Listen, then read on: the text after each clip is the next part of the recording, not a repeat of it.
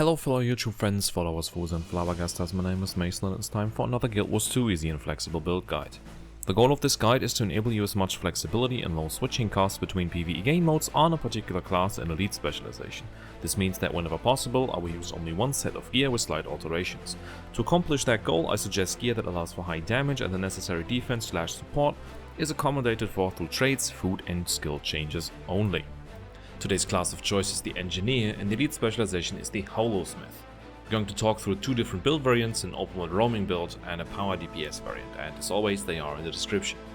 But before we dive into the build, let's talk some pros and cons. Holosmith does very nice sustained and burst damage and has a relatively easy rotation. As all Engineers, it's also very versatile due to the access to kits. With the right trait choices, the build can also be played at range with Crystal, Configuration Storm and Rifle. Given that Holosmith is mainly a DPS spec, it is quite squishy in raid gear. In the beginning, the Photon Forge timing can be tricky if you overheat too. And finally, Holosmith is a rather selfish build that doesn't have a lot of boon support. That said, let's dive into the playstyle and skills of Power Holosmith.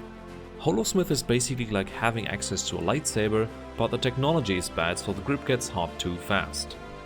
Similar to Core Engineer, you cannot weapon swap on Holo because you have access to kits, which allow you to have additional skill bars on demand. In this iteration of Holo, we're going to make it simple by not using any kits in the default build. But you can still swap in kits as you want, of course. If I wanted to explain all of them in a single video though, we'd still be here tomorrow. On Holo you gain access to the Photon Forge. This adds another skill bar on demand to your skill kit. Once activated, it starts to fill up the heat bar, which you can find above your weapon skills. Using the Photon Forge skills inside Photon Forge will generate more heat. When the heat bar is full, you overheat. Unless you make some specific trait choices, that is generally not desirable because it damages yourself and leads to a damage loss. After you exit Photon Forge, you'll start cooling down after a short delay. On Holo, your outgoing strike damage increases inside Photon Forge based on your heat level, so maximizing heat but not overheating is crucial to increase your damage. So you'll be going into Photon Forge, leave it shortly before overheating, cool down to a particular heat threshold and then go back into Forge. More details will follow in the rotation section. This takes some practice to get used to, but it's generally very satisfying once you have it down. Holosmith in general is relatively easy to pick up and rewards you with crazy damage, especially on encounters with shorter phases, as it excels at burst damage via Photon Forge. Just like Core Engineer, you'll be able to use tool belt skills. Each utility skill comes with a unique tool belt skill that you can use freely. This is very nice because in this build we'll put on 3 skills that give us free damage via their tool belt skills. They are free damage because they don't have cast time, so you can cast them at any time without a drawback. Holosmith also gains access to Exceed skills. These are directly tied to Photon Forge as they increase in power based on different heat tiers. So ideally you'd cast them while on at least 100 heat to maximize their power. It's not a very big deal if you don't do that in open world though, so don't worry too much about it there. The weapons of choice for this build are Sword and Shield and Rifle. Sword and Shield is the go-to weapon set for instance group content and open world group activities because it deals much higher damage than Rifle. You can technically use an offhand pistol for a teeny tiny DPS gain, but it's not needed and Shield gives you a good amount of utility. Rifle is the go-to weapon for general open world roaming, as it does decent enough damage and gives you a very large range. Paired with a trait that makes Photon Forge auto attacks ranged as well, you can stay away from dangerous stuff most of the time and avoid a lot of damage by simply kiting around. Now let's dive into the skills, starting with the Photon Forge skills. The auto attack is fairly basic, it does not do anything special aside from quite high damage. Fill the gaps in Photon Forge with these. Note that every auto attack generates heat as well. With the trait Crystal Configuration Storm, the auto attack becomes a ranged projectile but generates a little more heat. In the kitless variant, that's not a big problem though, because you spend enough time cooling outside of Forge to use this, and since it also does more damage with aim assisted rocket, that's a win-win situation. Forge skill number 2 is Holo Leap. As the name says, this is a leap skill that you can use as a gap closer. It's not better damage than just auto attacking, so I only use this to cover some ground quickly or make use of combo fields via the leap finisher. Forge 3 is priority skill number 1 in Forge, Corona Burst. This does nice single target and AoE damage and grants you and nearby allies might. This also has a neat interaction with heat. It will continue to generate heat after it's cast, but not trigger an overheat if you exit Forge before you reach full heat. This is why it's used as the last skill before exiting Forge, as it will keep heat levels high for a longer period of time afterwards. So if you're close to full heat, it can make sense to delay this a little until right before exiting Forge. Next up we have Photon Blitz. This is a great damage skill that is prioritized directly after Corona Burst. It's also ranged and each projectile is a potential projectile finisher, which is very handy. Finally we have Holographic Shockwave. This is a CC skill in a large AoE radius and a blast finisher for combo fields. We're not using this in the damage rotation because it generates a lot of heat, but in open world it's absolutely worth casting to apply breakbar damage. Sword is the weapon that comes with Holosmith and has very nice interactions between the three skills. The auto attack chain scales with the heat level, so that having more heat makes it more powerful. The final hit of the auto attack chain also recharges the other two sword skills by 3 seconds. It's therefore essential to finish the auto attacks if possible. This way you can cast Sword 2 after every second auto chain. It's nice because you cannot interrupt your autos with it anyway, as it won't be available until the auto attack chain has been completed. Sword 2 Refraction Cutter is an absolute powerhouse for damage and should be prioritized outside of Forge. Sword 3 is a leap finisher and nice for personal quickness uptime in cases where you are not provided with external quickness. Over 100 heat, this gives 6 seconds of quickness, which is pretty damn strong. The two shield skills, as I said before, give you nice utility. Shield 4 allows you to create a projectile reflecting shield, but I mainly use it twice to apply the knockback from the second cast. Shield 5 is a block on demand that also stuns enemies that attack you. This further comes with a second cast that allows you to throw the shield at range, applying a stun. Similar to Shield 4, you can also press this twice in quick succession to apply CC almost instantly. The rifle skills are pretty straightforward to explain and use, so I'll shortcut this here. Essentially, you can just use rifle auto attacks 2 and 5 for damage. 2 will also apply might to you and allies around you, which is very nice since we don't have lots of might generation otherwise. In case you don't want to go into melee, you can skip rifle 5. Rifle 3 and 4 are CC skills, so save them for break bars. Let's hop over to utilities. Since each utility comes with a tool belt skill, we'll have to look at them in pairs. For the healing skill, I alternate between 2 main options. The first is AED. This heals you for a small amount and for a larger amount if you take lethal damage while it is active. This is a very good emergency button. The tool belt skill is a nice stun which allows you to deal breakbar damage on demand. For open world, I tend to go for healing turret. This applies regeneration to you and heals you on activation. It also distracts enemies from you from time to time, which can be handy against tougher bosses. The tool belt skill of it isn't too special as it just grants more regeneration. The first utility skill that I always use is rifle turret. This can be placed anywhere and it'll shoot enemies. This is a very good passive source of damage, even though it's not the highest damage on its own. The largest part of its damage comes from the tool belt skill Surprise Shot. This damages enemies without a cast time at full range, meaning that you can just press this whenever it comes off cooldown for free damage. The second utility option is Photon Wall. This gives you access to a 3-second block on demand. Don't underestimate how powerful this can be, especially because you can use the second cast of this skill to deal high damage by shooting the Photon Wall. As if that wasn't enough, it comes with another short cooldown instant cast damage skill on the tool belt, Particle Accelerator. This tool belt skill also grants you an LS swiftness and is a projectile finisher. Overall, one of my favorite skill combinations. The third utility skill I change based on preferences. The default for group content is Laserdisc, which deals very large amounts of damage and, what a big surprise, comes with a third instant cast tool belt skill that does high damage. Laserdisc and Photon Wall are Exceed skills, so keep in mind that they and their tool belt skills increase in power with your heat level. If you want, you can swap in Throw Mine for any of these utilities. Throw Mine brings in additional CC and nice damage at the cost of more restrictive positioning and dependence on hitbox size due to the tool belt skill. This is also a boon strip, which is nice on some boss type encounters. In open world, I also usually run Hardlight Arena. This is a great source for boons, especially Fury and Protection. In open world we only have one source of Fury that only generates a maximum 50%-ish uptime, so this is beneficial to your damage and survivability. Since this is a stationary AoE that pulses for 8 seconds, make sure to stay inside to keep receiving the boons. This is also a light field that you can use for cleansing conditions, etc. The tool belt skill on this is another good utility skill, Prismatic Singularity. This is a pole that drags enemies in after a short delay and then deals damage to them. This is particularly nice in open world roaming when paired with other AoE skills like Corona Burst and Forge auto attacks. This will make you nuke stuff very quickly. Against bosses it deals breakbar damage, which is also quite nice to have. In group content, your elite skill should always be Prime Light Beam. This does crazy damage. Note that this has a high priority in the skill hierarchy, so it cancels other skills when you press it. This can be annoying since you cannot really queue this after another skill. It's another Exceed skill as well, so it becomes more powerful on higher heat levels. As the elite skill in open world, I usually run either this, Supply Crate or Mortar Kit. Mortar Kit gives you some additional utility and more range damage. while Supply Crate drops a random set of turrets for 60 seconds that do some neat things for you. It's also another stun. Now that we got the skills covered, let's move on to gear. As is standard on power builds, we're using full Berserker with Scholar Runes. Additional survivability and support can be reached through trades and food changes, or by swapping to rifle. The good thing about Holo or power engineers in general is that with firearms you're overcapping on crit chance and full ascended gear while you have Fury.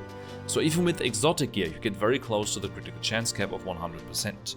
If you want a cheaper option for starters in open world roaming, you can also use cheap Berserker exotic gear and slap on pack runes. These grant a little more boon coverage, more crit chance than Scholar, and don't cost a lot of money. Sigils on the weapons should always be force and impact. The food and utility items are the standard items for power builds, so power and ferocity food, paired with a potent superior sharpening stone. If you can afford it, you can also use a Writ of Masterful Strength and ascended food. In solo open world roaming I always run the fried gold dumpling because we have a very high crit chance, and this applies a stack of might for every critical hit you do without a cooldown. This amounts to a lot of might in most scenarios, especially against multiple targets and while you have quickness. Next up we have traits and specializations. Since we're going to use firearms in both group content and open world, let's begin with that. Firearms increases your damage noticeably. It gives you 15% more critical chance against bleeding foes and another 15% against foes within a range threshold of 450. It also increases your damage by 2% for every condition on the foe. So the damage gained from firearms, in particular modified ammunition, scales heavily with the amount of condies on the enemy, and in solo applications you don't apply that many. It's mainly some vulnerability, some bleeding and some cripple. So the more people you have around you applying conditions, the better for you. In group content we'll pair firearms with explosives. With these traits, you deal increased damage while at high health, you shoot missiles and orbital strikes at foes every once in a while, you gain more damage per vulnerability stack, and more damage to foes at a lower health percent. The Grandmaster trait will also put a little heal over time on you whenever you hit a foe with an explosion. Explosions is a very large damage gain in scenarios where you do not have external vulnerability applications, because your explosions will cause vulnerability as well. With explosives and firearms in open world, you are pretty squishy for general roaming, which is why we're going to run tools in open world. Tools is a very nice specialization for a good trade-off between damage and additional utility for solo gameplay, and it pairs very well with a rifle. It grants you vigor on using a tool belt skill, reduces the recharge on them, makes you deal 10% more damage while you have vigor, and further grants you quickness and super speed for every 5th cast of tool belt skills. With tools, tool belt skills will also cleanse conditions. All of this becomes pretty strong when paired with the short cooldown toolbelt skills that we use in open world. Note that tools further grants you more damage while your endurance is not full, so make sure to dodge often enough. I tend to forget that sometimes. If you want even more dodges, you can also swap to Adrenal Implant for higher endurance recovery.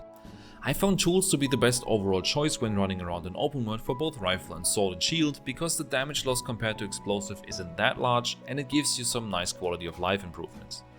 If you need more survivability and passive healing, you can also run alchemy with a bunch of elixirs. This will heal yourself for every boon you apply to yourself. It's usually not needed when you go for rifle though, since you can avoid most damage by staying at range.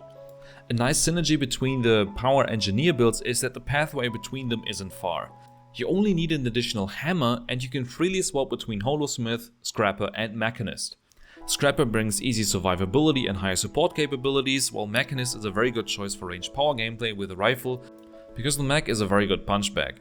If you're interested, I also have a video on Power Scrapper on my channel.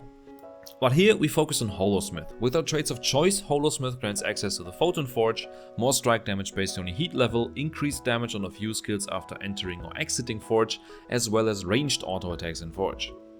As I said before, the ranged auto attacks also add a little more DPS by triggering aim-assisted rocket more frequently, and the auto attacks also become projectile finishes. In this build we will use Enhanced Capacity Storage Unit as the Grandmaster trait. This adds another 50 maximum heat to your forge, so you can stay inside it for longer. Also, for the times you are above 100 heat, it will make your Acid skill even more powerful because it adds additional heat tiers to them. This Grandmaster trait will also grant you might periodically while you are above 100 heat. If you need healing, you can simply exit Forge, because on Holosmith you heal for each point of heat you lose, so you recover health after exiting Forge when you cool down. This, however, does not work when you overheat, which is another reason to avoid overheating, especially in open world. Against tougher enemies in open world, you can also swap to light density amplifier to gain additional defense while in Photon Forge. I recommend doing this for tougher content since it's not a large DPS loss over solar focusing lens.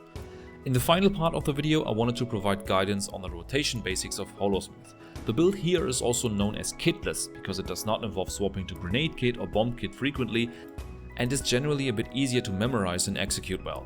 That, however, comes at the cost of burst damage, even though the difference is smaller than one might think. The rotation I propose here does not involve a lot of preheating. The more heat you need prior to the fight, the longer it takes and becomes more annoying to handle. So I tried to keep the preheat levels low and still deal good enough damage. The rotation consists of 3 parts: an opener, a sword section and a forge section. For the opener we will preheat to 25, which is the middle of the first heat bar. Then start by putting the rifle turret down and use Forge 3 and Forge 4. While Forge 3 and 4 are casting, use your 3 instant tool belt skills. After this, always use the 3 tool belt skills on cooldown. Then do auto attacks until Forge 3 becomes available again and use it. Once you pass the 3rd heat tier, use Laser Disc and Prime Light Beam. This is done so that you benefit from the heat tier bonuses they have. Then use Forge 4 when it's available again, and finally Forge 3. Immediately after Forge 3, exit Forge to not overheat. Sword 2 is very simple, as you'll simply be auto attacking and using Sword 2 on cooldown. So you cast Sword 2, use 2 auto attack chains, cast Sword 2, use 2 auto chains, Sword 2, another 2 auto chains and finally Sword 2.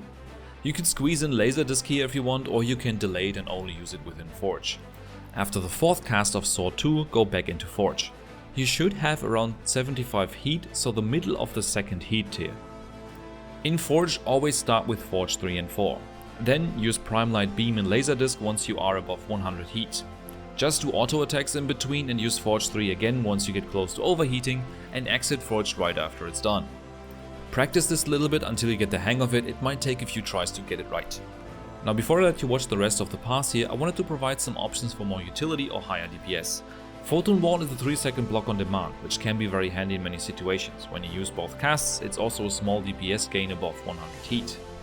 Instead of Photon Wall, however, and especially against larger hitboxes, Throw Mine will increase DPS. When you slot it, only use it in Forge. The reason for this is that this allows you to actively delay building heat in Forge if you otherwise overheat too quickly. So make use of non-Forge skills to put heat generation on hold for the casting window. For CC purposes, you can use Forge 5, the 2-second shield double cast skills and the tool belt skill of AED. AED itself is also a good emergency button to survive things in group content that would otherwise down you. Generally, I found the kitless Holosmith rotation to be very fluid, engaging enough for starters, and quite satisfying to use once I got used to the timings. You can get higher numbers than I do with better timings and using infusions etc, so that it can add another 5%-ish on top of my pass to reach the benchmark. Alright, that is it for today. Feel free to like and subscribe for the YouTube algorithm. I hope this video was insightful for you and made you want to try Holosmith. See you next time and happy burning yourself.